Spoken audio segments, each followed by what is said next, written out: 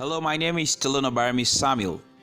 It's important to understand how your mind works, how perception works, how beliefs work, how your mind becomes set.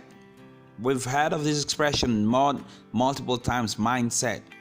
Once you get your mind set, it affects what you see, what you hear, what you taste, what you smell, and all of your senses are interfered with based on the beliefs that we hold or the way we were raised, the way we were taught. You see, what we let ourselves see in the way of opportunity, answers, and solutions has a lot to do with all of our backgrounds, where we're coming from, who we listen to, how we're trained. They all affect us. You see, now there's an expression I'd call here selective blindness. You see, it's some sort of blind spot or a sensory blocking out of something that is actually there. Now, this selective blindness can be good because if you didn't have this sort of selective blindness, you couldn't concentrate, you couldn't read a book, and you couldn't pay attention because you would be too distracted. So we must filter information. But what we must know is that our senses constantly filter information all the time. You see, some of us at times realize that we leave things out, and we feel silly and stupid, but that's not the case. Actually, it really means that you're smart because you can't carry everything at the same time. It really means that you're smart. Pay attention to that. I'm going to say something very deep, going forward. Having the knowledge of the selective blindness is actually going to help you to have the right attitude forward, because you'll be able to ask yourself, what else am I leaving out? Because you know that subconsciously or consciously you're selectively blind. Okay, people who don't know about how the mind works and are faced with a problem, whether be it in their family, their business, or in their life, just call it the truth. Whatever they face, they just call it the truth. But really, this is the way it is. Why don't you ask yourself, look, I'm stuck here. That's what some of them say. I'm stuck. There is no solution. There is no answer.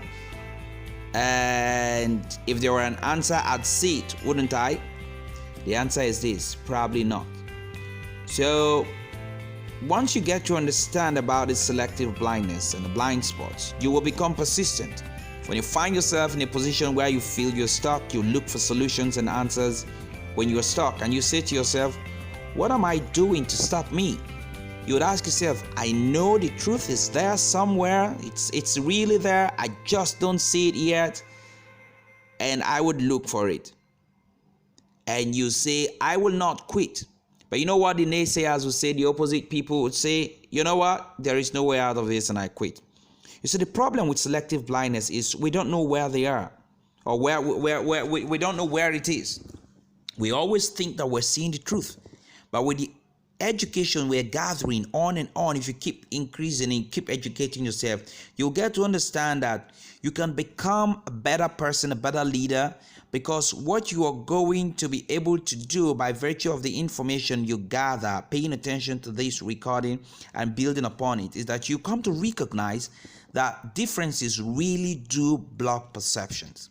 And so when we gather this information, this knowledge, we keep working to improve not only how we think about other people, but would also begin to improve our relationships. We will take responsibility, or we will hold ourselves accountable to help the other person to see what we see.